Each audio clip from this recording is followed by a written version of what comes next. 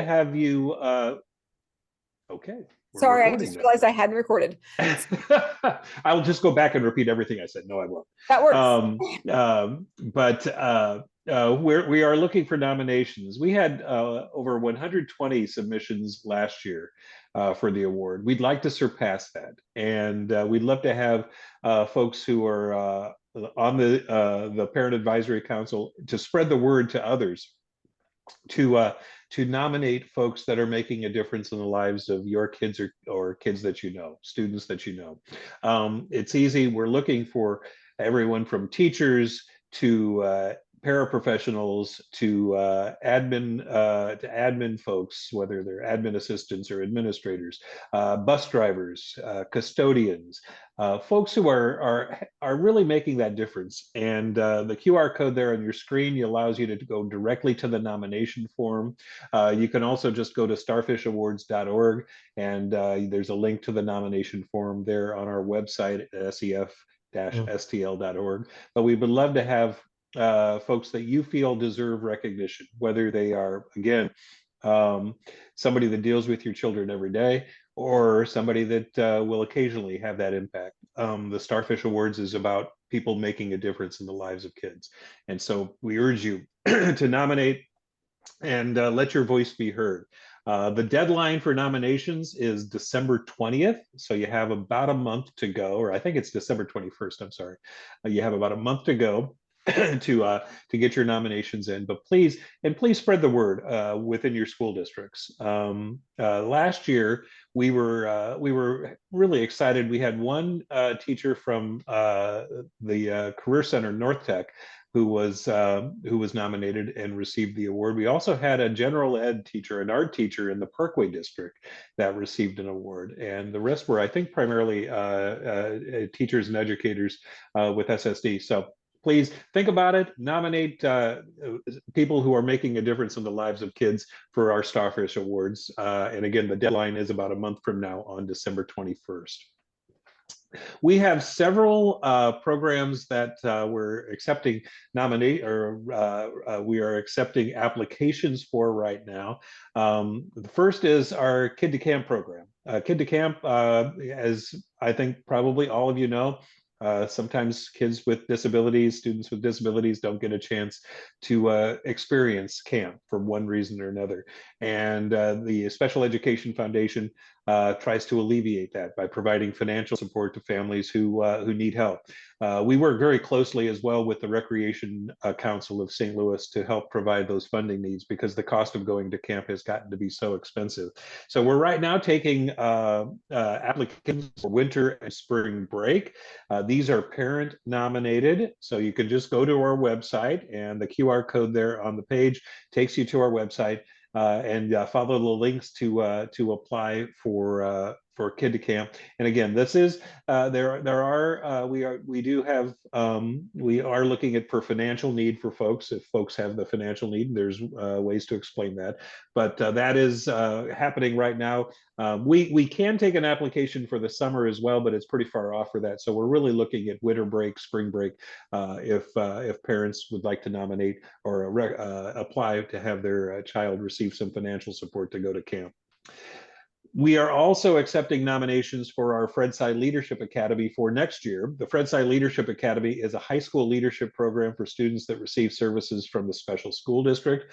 It is teacher dominated, but if you have a child that you think would be great for this program, talk to your educators within the SSD and have them nominate those students.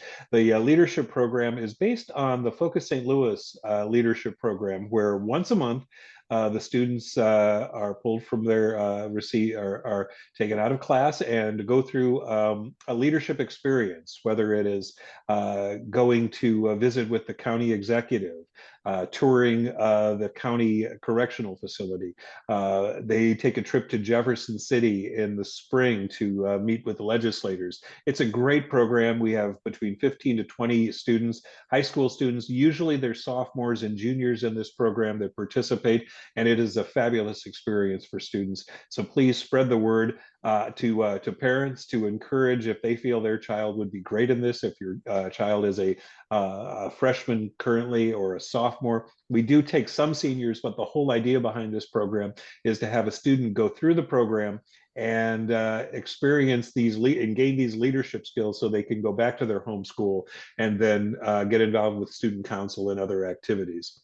And finally, we are now accepting nominations for our scholarship program. If you have a senior in high school and they have aspirations to go beyond high school to college or junior college or trade school for that matter, our John Kerry Scholarship Program is there for you.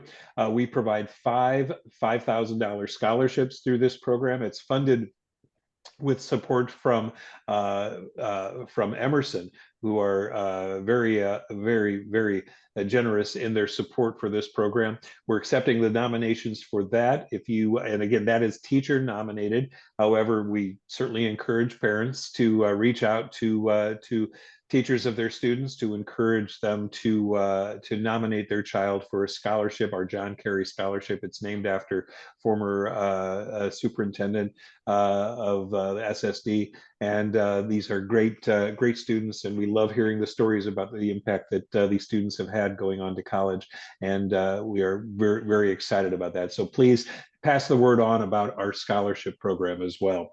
And that's all I have today. We have a lot going on. Our coat drive is happening. If you would love to give some financial support, we're raising money to buy winter coats for kids who need them in the SSD. You can go to our website and get information about that. And we do appreciate all that you do as parents, and we're here to help. Our email address, if you ever have any questions about the Special Education Foundation and things that we can do to help, those three programs that I mentioned are just a portion of what we do. So if there's more that you would like to learn, you can email us at info@sef-stl.org. And that's what's happening at SEF. And Crystal, thank you so much for putting us on early in the agenda. We appreciate it. And I want to respect everybody's time and hand it back. So thank you so much. And if there's any questions, give me a shout. Of course. Thank you, Tim.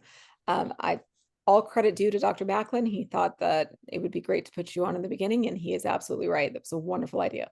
So glad that you could be with us, and thanks for sharing all of the great information.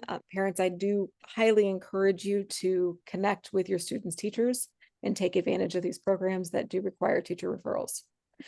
Okay, let's talk about PAC news. So I think the biggest thing with PAC news is probably going to be the same thing I say every month: connect with your PAC. So most of your school districts have a PAC. If you don't know where to start, reach out to myself, to Dwayne, to Maria, or to Denise. You can find out our information on the PAC website. Our PAC website can be found through the SSD website. So if you just Google SSD PAC, PAC, or SSD Parent Advisory Council, you will find our webpage. Which is great because it has things like our agenda. So you can see what we'll be talking about, at least in general terms, and what the flow of meetings are, when we're going to be meeting, where we're going to be meeting, those kind of things. Every once in a while, we throw a curveball, like next month. Next month, we're going to be doing an in-person gathering where we're going to get to have some fun, because so much of what we do with our children and with PAC is heavier, right? Making sure that we get what we need for our kids. How do we understand IEPs? How do we do all of the things that we need to do? How do we make sure they're getting all the things we need to do? So December is going to be a little bit lighter. It's going to be an opportunity to connect in a fun and meaningful way with the SSD and each other, with our kiddos. So we're still hashing out some of that information. We will get it to you as soon as possible. My recommendation to you would be watch the SSD channels and also the PAC channels. We have a Facebook page. Keep an eye out. And we will get you more information. So I am going to be brief. That is really the information that I have. As always, you are welcome to reach out to us with any questions or help that you may need. Next up in our agenda is the superintendent's report. Dr. Macklin, it is your turn. Great. Thank you all. Really appreciate it. Is Tim still on the call? Tim, Evie, you still here? I'm here. Tim, you there? Yeah, I'm here. Great. Hey, can you talk just a little bit? I do want individuals to know about Thursday and the audiology. Can you talk just a little bit about that before I will give you part of my time, right? So please feel free to talk a little bit about that. Oh, that's great. Thank you. Thank you, Dr. Macklin. On Thursday afternoon, we have something exciting. A few months ago, the folks at Olympia Gymnastics that have several gymnastics facilities that provide training and classes for mostly kids reached out to me and said that they were interested in doing a fundraiser for us. In fact, the person who called me had a child who went through Parkway schools and had received services from SSD. He's now graduated from college and working and is a great kid.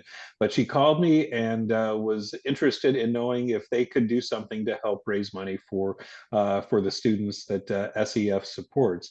And so we gave it some thought, and we came back with them and said that, well, we have this audiology program that provides hearing aids and replacement ear molds and all sorts of assistance. We just bought an alarm clock, a vibrating alarm clock for a student through this program, and we told her about this, and they were very interested. And what they do each year is do a thing called Kids Night Out, where they do this regularly, but they choose one night at each of their 7 facilities where everyone donates their time and the proceeds go to a charity.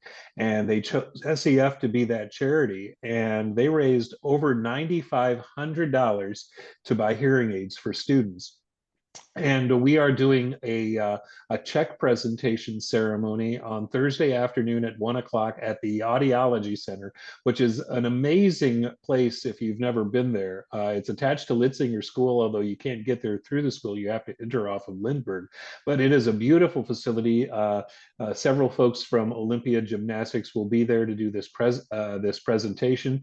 We hope that we'll have a few students getting tested and they'll be able to experience it as well. But it is we are just incredibly honored that they chose us to support us, and working in partnership with everyone at SSD have put this together, and we're excited to be able to put the dollars to good use to help students who are deaf or hard of hearing receive hearing aids and replacement ear molds. So thank you, Dr. Macklin, for the opportunity to share it. Again, that's 1 o'clock Thursday afternoon at the Audiology Center.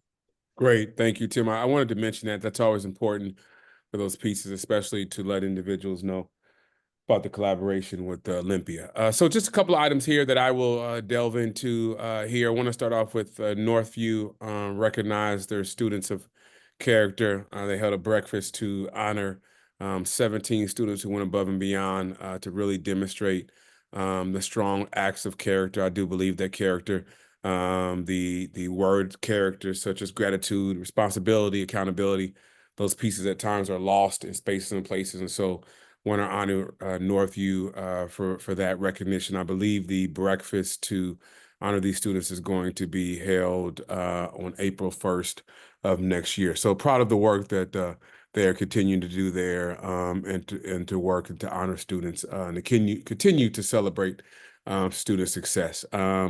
Next is Josiah Lyons, who was named Homecoming King at Riverview Gardens High School, 2024 Homecoming King, and he actually won by majority of the vote. And so very, very proud of him and the work that he has been able to do there. Josiah is just a young man who people cling to. And so really excited about those pieces there.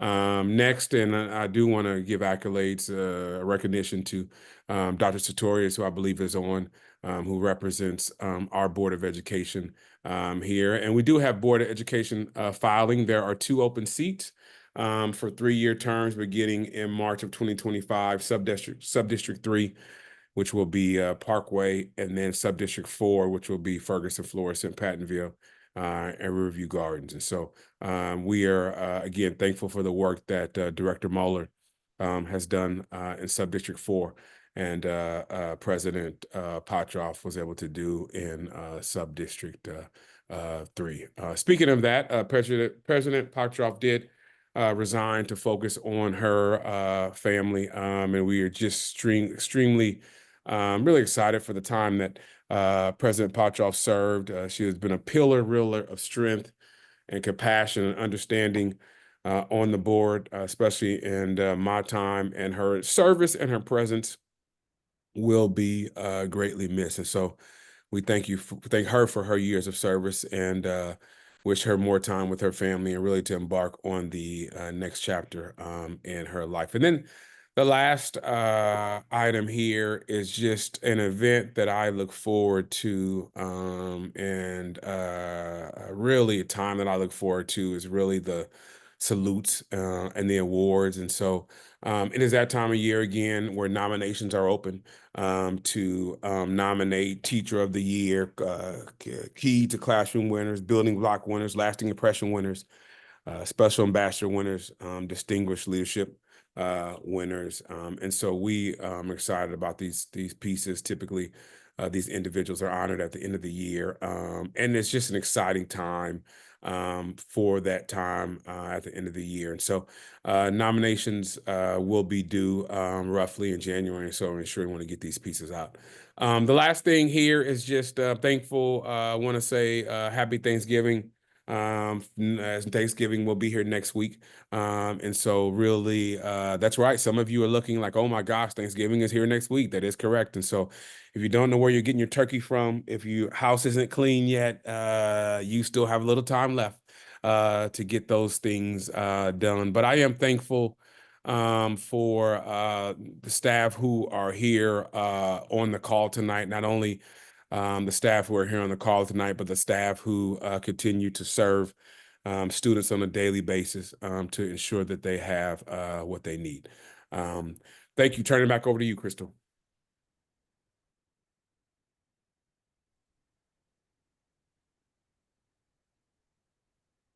Crystal, if you're talking, you're on mute. Yep, I'm on mute and it wouldn't let me come off mute, so that was fun. Okay, well, thank you very much. I think it is time for legislative updates with Chief Pendergrass. Thank you very much. I just wanted to let you know, we received from Bill Gamble the Senate Majority Leadership updates. So those are all the people that will be running the Senate floor this year. Hot topics for what's coming is of course income tax, and then how exactly are they going to fund Senate Bill 727. So we will be watching in the next couple of months. Bill Gamble will be here in December to share his updates at our board meeting, so tune in there. Thank you.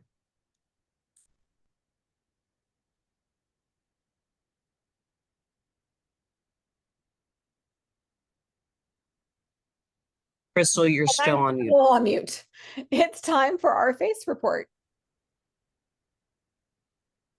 All right, so good evening, everyone. I am Adrienne Eaglin, and I work with Deborah Fiasco, who's also on here with me today, and we're going to do a co-presentation really quickly about Family Leadership Institute. All right, Deb, are you ready? Sure. This is a topic that's near and dear to my heart. It began in 2007. I wasn't here in 2007, but that's when it began, and it was supported by the Special Education Foundation. And much like the Student Leadership Institute, it was the Fred Sy Parent Leadership Institute. So we had special education that was helping us fund it and supporting it. The 13 districts were represented when they first started. Became the Parent Leadership Institute in 2016. SSD made the commitment to take over that funding. Hopefully the funding from Special Education Foundation went to more wonderful things. And they took it over and said it's really an important part of both how we reach out to families and how we support things like our Parent Advisory Council to have this Parent Leadership Institute. So with the merger of Family Engagement and Parent Education, it was renamed the Family Leadership Institute, which is what it is now. As of 2021, we've had representation from all the partner districts and all SSD schools. Next slide. So the history of the SSD Family Leadership Institute, it was really modeled after the Missouri Disability Council's Partners in Policy Making, which was modeled after Minnesota's Partner in Policy Making. So that goes back about 25 years. It's really based on that model that we want people who are affected by our policies to contribute to those policies, that there's a partnership between the people who utilize the services and the people who are making the decisions. So it was, again, developed by family members who said, we love the model of the partners in policy making, but it's a 12-month commitment.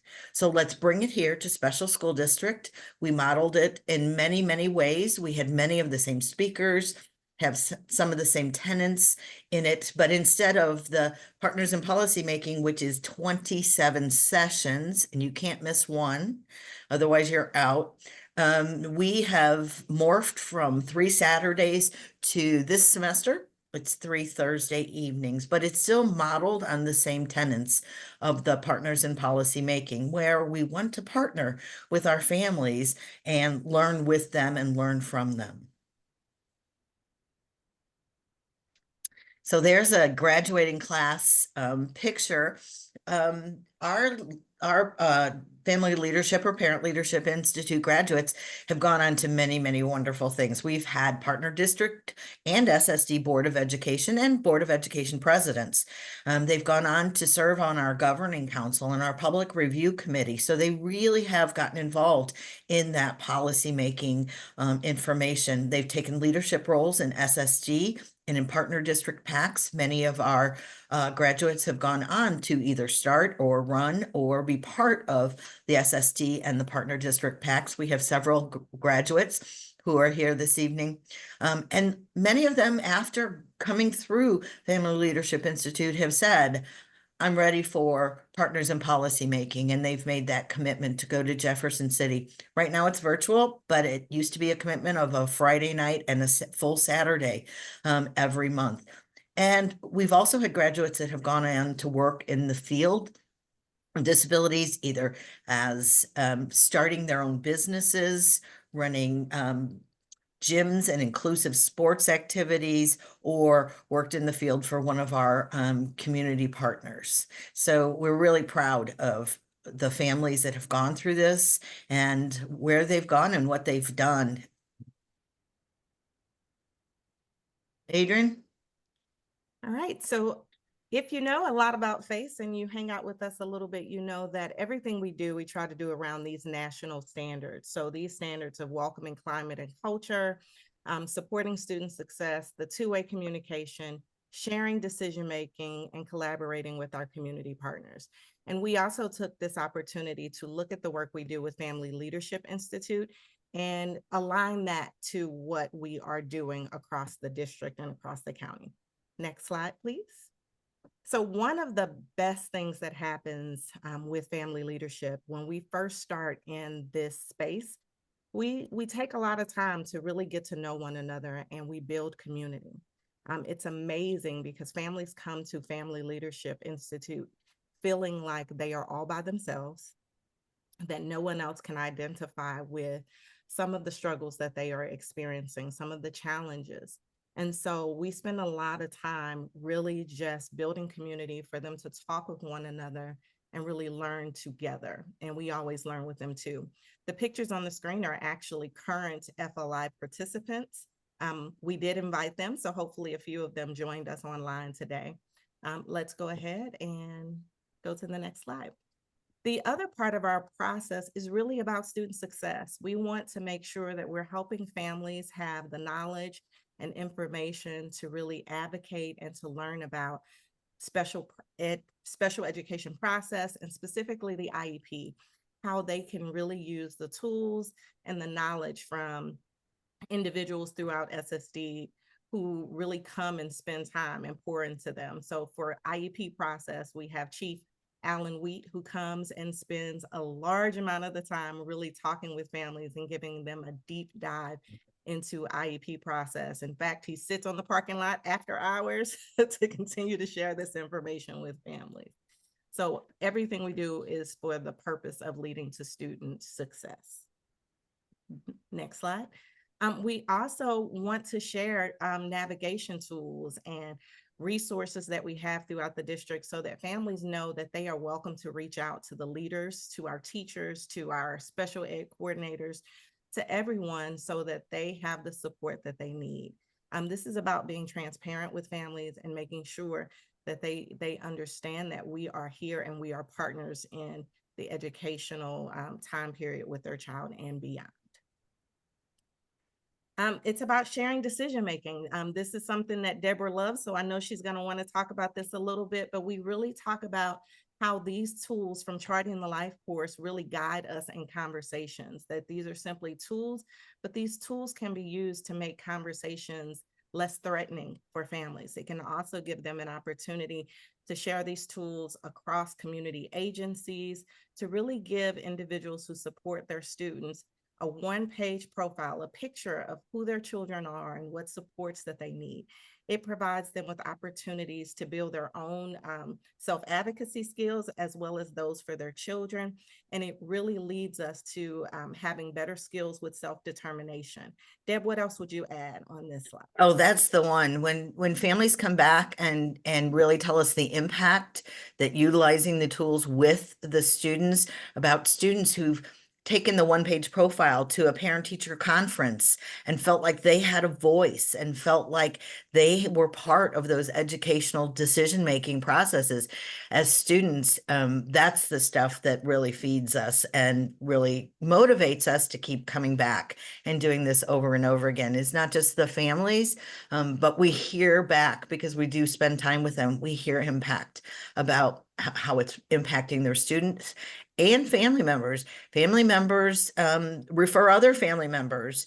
They sometimes refer children, or a husband will come one and then grandma will come the next session. So we do know that when we provide this kind of information and education and opportunities, that families benefit from it.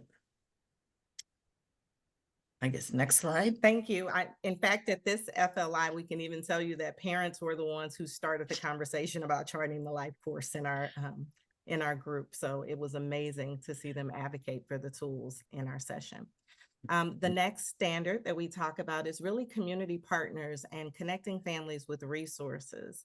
It is always a great thing when we see families talking to other families. That family-to-family networking gives families an opportunity to share resources and agencies and/or individuals who have really supported them and their families. We had a family just recently talking about camps and different things, and we were able to share information about the Special Education Foundation and Recreation Council, things that some families just don't have a lot of knowledge about, but they left feeling like they had information and they had credible resources from credible sources that they had developed relationships with during their time in Family Leadership Institute. So I think Deb hit on this a little bit, but the structure is usually 3 sessions. We're held in person from 5:30 to 8 p.m. We are currently trying to offer one of these sessions every semester. So at the beginning of the school year, we offer one FLI, and we will offer a second one during second semester. These groups are actually facilitated at no cost to participants. It's designed for families. And when we say families, we've opened that up. As Deb mentioned a second ago, we want couples to be there if they would like. We would like multi-generational families to be there. Anyone who supports your child and can benefit from participating is welcome to participate. It's also great because people will call in and ask us, well, what's the age group, right? When can people attend? And we actually say the earlier, the better, right? We want you to come in and get this information as soon as you can so that you can begin to support your students' success and learn to best navigate our system and the supports. Next slide. So this is what we're wrapping up, but we wanted you to be aware that registration is open for our next session. We do have the spring FLI registration link here. These are the Thursdays that are already designated for FLI. So if you know someone who's interested, please let them know the dates and encourage them to attend. Deb, anything else from you? Yeah, we really appreciate when administrators, we had several nominations this semester when administrators reach out to families or past graduates, reach out to other families and say, this is a worthwhile to give up 3 evenings for, you will get something out of it. And I think you should do it. So that's the best way that we fill our classrooms.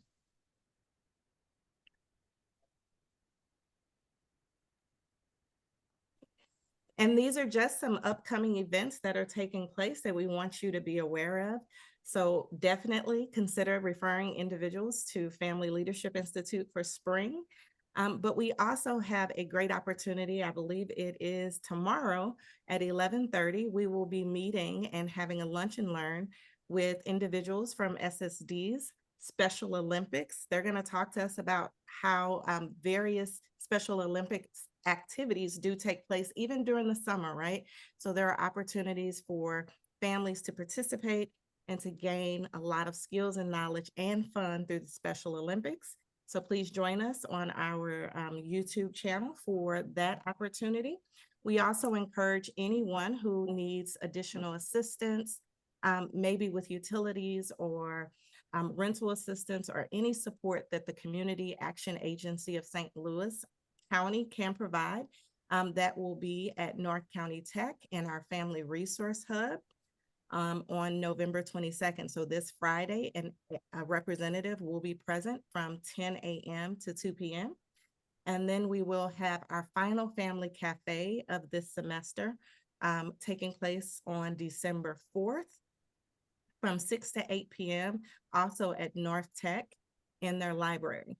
But I want you to anticipate that next semester, Family Cafe will take place at South County Tech. So please let anyone know who's interested in participating know that it is available now and we're moving to South. And then as always, if you need us, please feel free to reach out to us at face@ssdmo.org or by calling us at 314-989-8460. or visiting us or reviewing any of our previous videos on our workshops on SSD's YouTube. Deb, final words from you. Yeah, I love that we have our YouTube channel where some of the things are archived. So if you can't join us tomorrow for Special Olympics and you have a need for knowledge about that, our YouTube channel is there to support families 2 o'clock in the morning when they're up and doing other things.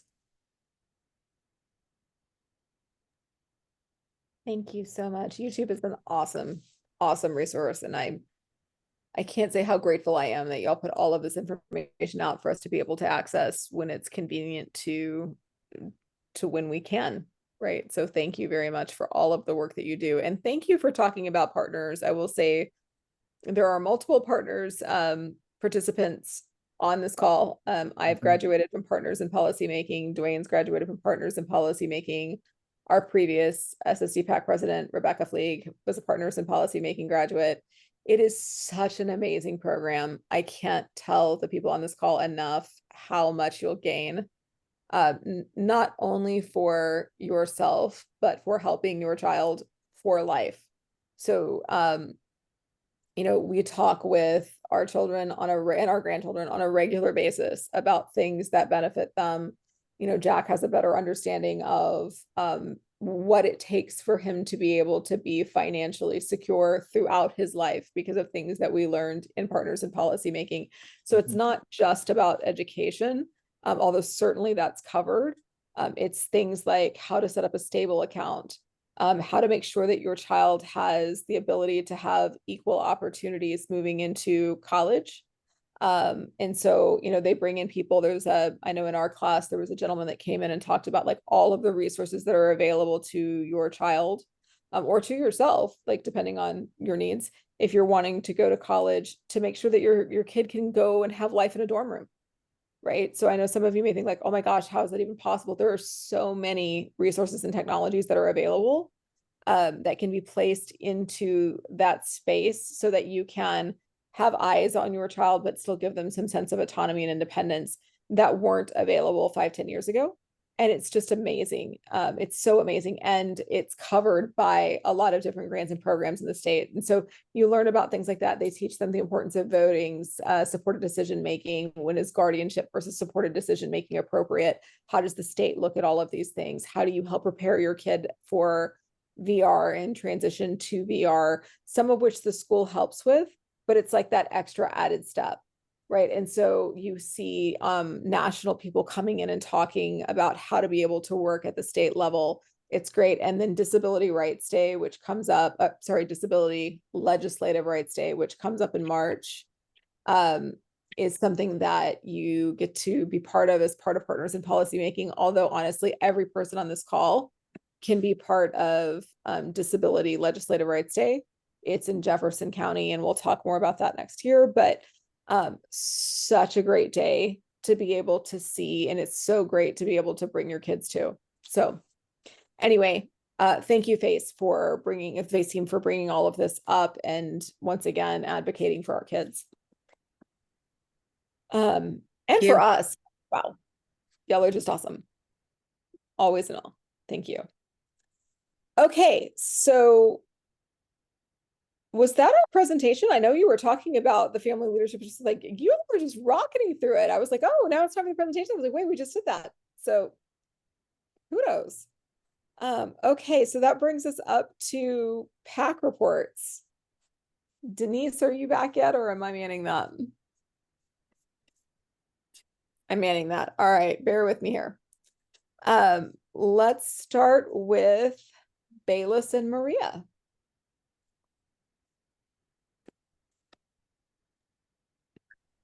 I don't really have anything to report, but I do have a question. Has there ever been, I know like kids that receive SSD supports can get adaptive PE. Has there ever been any sort of like adaptive music programs? Does anyone know?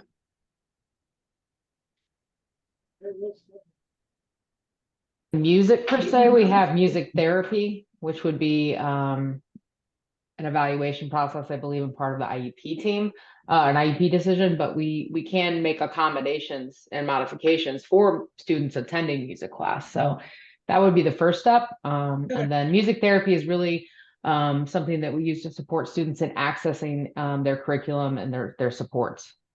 Okay. I was just curious. Thank you. But yeah, as far as PAC goes, I don't have anything to report as of right now. Okay, thank you. I'm going to go off video for a second because it looks like we're having a little bit of internet instability in Texas. So next up, Christina Blankenship from Clayton is not here. So Ferguson Florissant is also not present at this moment. Let me go to the next step. Ellen, do you want to give the Kirkwood report? Yeah, I don't think we have much to report. There's some ladies in the group working on a meeting that's supposed to happen in 2 weeks. I'm not sure it's going to at this point. But it's going to be kind of a meeting for parents to a little bit about summer camps, because it's always important to get on that early, as well as just kind of things, transition years that parents who have been through it can offer advice to parents who are getting ready to go through that. Things that you kind of wish maybe you knew before you went through it.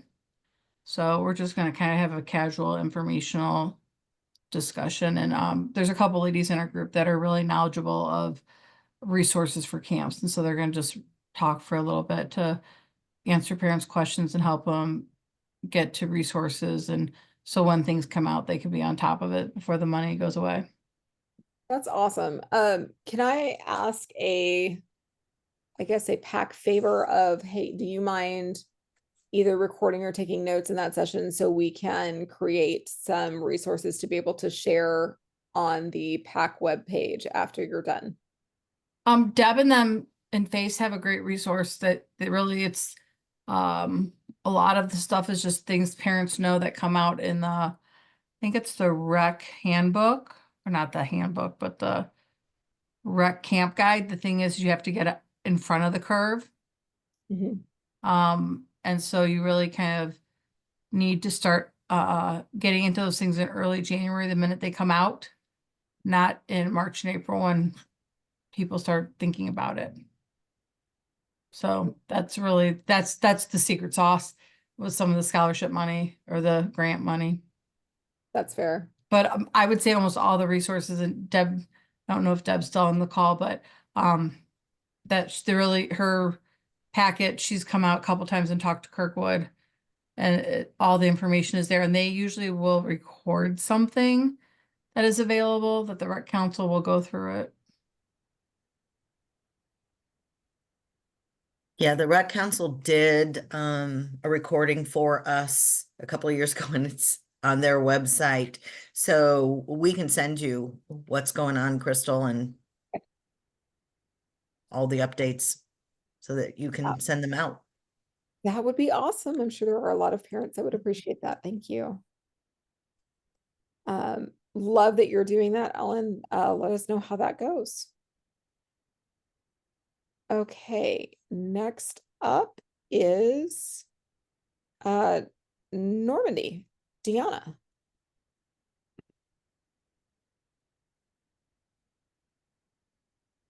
If you are able to talk.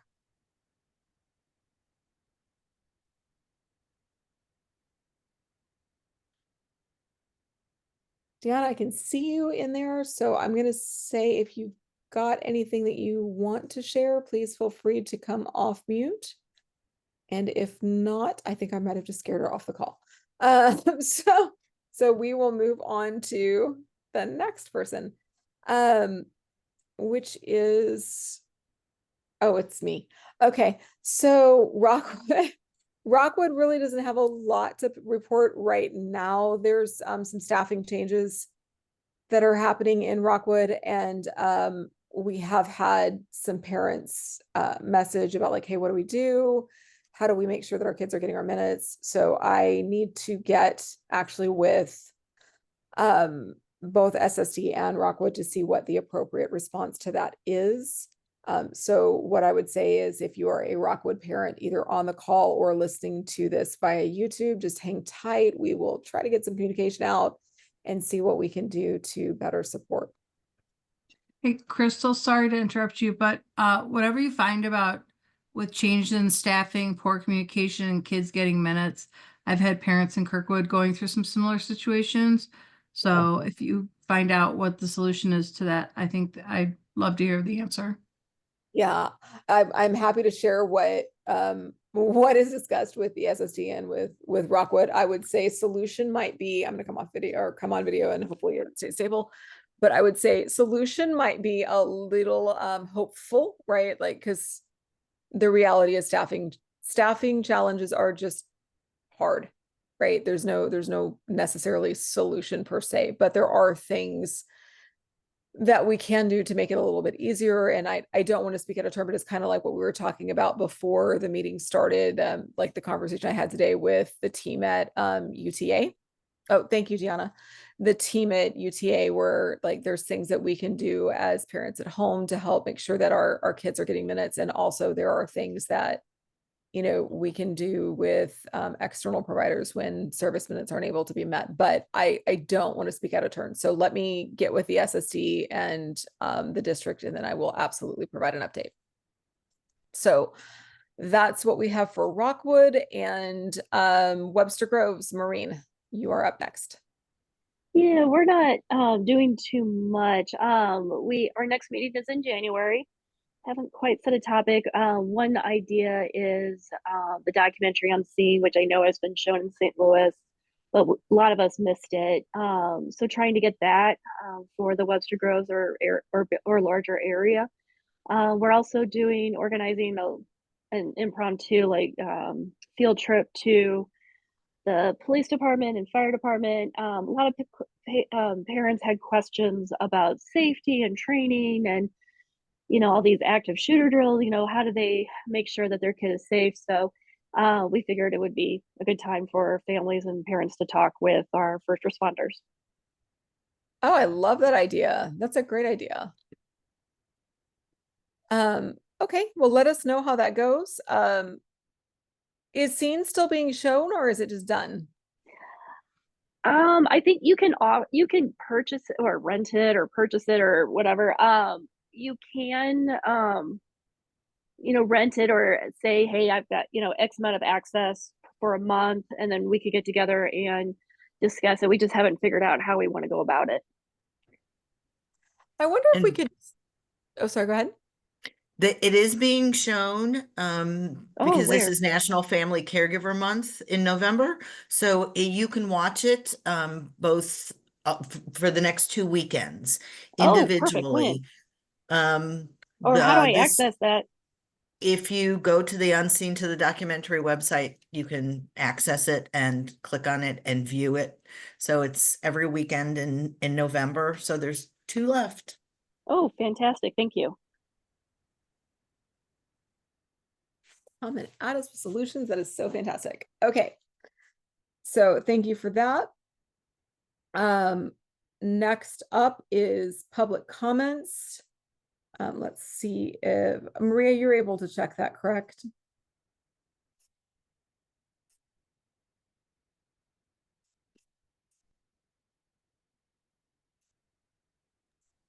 Maria, you're on mute. Sorry, there wasn't any as of last night, but let me double check now. Okay, I was like, yeah, I had a call last night, but I just wasn't sure if anything came in today. It's not letting me sign in. Well, sure, because that would be convenient during the meeting. But, we are way ahead of schedule, so no pressure. This is great. So for anyone who's like, well, what is she doing right now? So at this point in the agenda, which is actually almost a full hour from where we are from now, we have rocketed through this meeting, folks. We would be doing public comments. And so public comments are typically when somebody says, hey, I have something I want to share. So you would email the recording secretary, who is Denise. That email address is on the PAC website. And you can make any kind of comment you want. And that could be something from, hey, the FACE team is killing it. We love all of the things you do. We are so grateful for the special school district. Woo, whatever it is, like wonderful things, to more serious things like, hey, my kid's not getting their minutes and I'm really stressed out, or any version in between. Like there is no right or wrong. It's just a public comment. And that comment gets shared, right? And so they do run the gamut. I tend to want to solution solve, and I'm really grateful when Chief Pendergrass will send me a nice little note going like, hey, don't solve for this. This is a public comment. Just let them say their piece. So that is what this is. It's a let them say their piece. So when you say that, if you ever put in a public comment and you don't hear a solution on the call, it's not that the people on this call don't care. It's just not what this is. It's we're taking in your comments, and then the appropriate people will come and address it later. So there are no public comments. Well, so I vamped long enough to be able to hear we don't have any to share. No, it would have been great if we did. It's totally okay that we don't. We do have, at this point, we have gone through our meeting in record time. So what I think we should do now is actually put in a formal motion for meeting closure and adjournment. We do have extra time. So after we have formally closed the meeting, I'll stop the recording and we can stay on for a little bit. Anybody from the SSD, I understand you have long days. You feel free to go if you want. If you want to stay on, that's okay too. Any of the parents who want to talk, ask questions, whatever that might be, please feel free to stay. This is your time. And we're here to support you. And we will stay for as long as you stay. Sound fair? Okay. I didn't hear anyone say no, so I'm going to take that as a yes. With that, I would like to make a motion that we adjourn this meeting. I think I'm allowed to do that, right? I can make that motion. I will second it. This is Ellen. Oh, okay, right on, Ellen. So all those in favor? Aye. Okay, anyone opposed to adjourning our meeting? Excellent. I don't know what we'd do if someone actually said no. All right, with that, the meeting is adjourned. The motion carries. Okay, thank you, everyone. So anybody who wants to stay can stay. Everybody who wants to leave can leave. We appreciate your time. We will see you in person next month. Happy Thanksgiving. Have a good night. Oh, and thanks for sharing the unseen documentary information.